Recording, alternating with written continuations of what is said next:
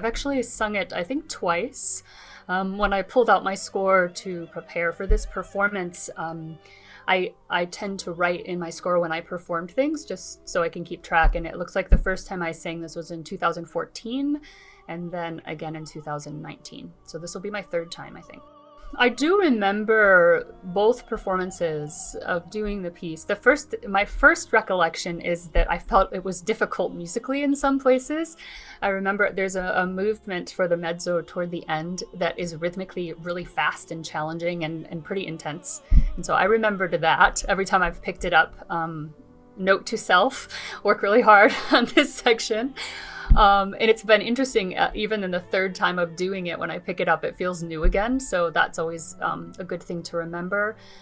I find the piece really meaningful, personally. When I experienced the whole piece for the first time live, it was very moving to me. I grew up in the church. My family is Christian, and we sang a lot of spirituals in my home and in my church. And so they felt like home to me.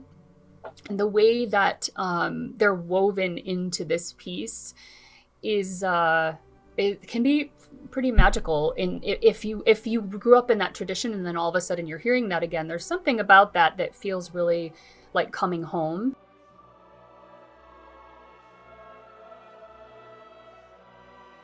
I do think this is an integral part of I guess transitioning into this new change that is happening with the arts and music, and at the time we're dealing with these changes, both good and bad, specifically in the United States. And as I'm a non-traditionalist, I believe that in all things, music is a universal language across the board. It just speaks on so many levels.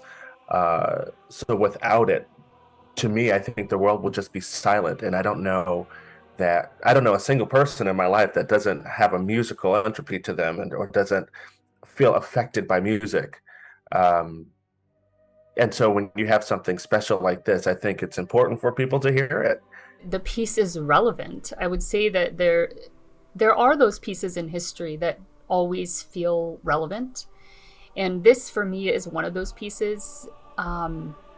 The times we're living in now, I don't know how much more we have learned than we learned 80 years ago when this was written. And so thinking about what's happening in Ukraine right now, thinking about all of the, Black Lives Matter and the George Floyd murder and some of the racism that we've been experiencing in our country.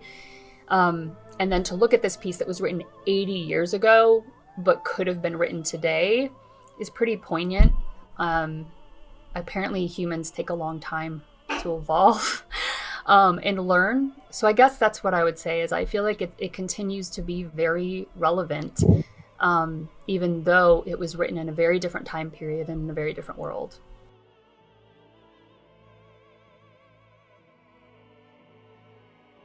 Weight that this piece carries to me is captured with those spirituals, and knowing now what we know, which they didn't know when this piece was performed, about the Holocaust. It even carries an even deeper sort of weight. The way it was composed was with care and nuance. I mean, the man did his research. It also just happened to be during the time of war with the UK and Germany, and although it was sketched and not the equivalent of what we have dealt with as Black people in America, America was and still is today fighting an internal battle about who belongs.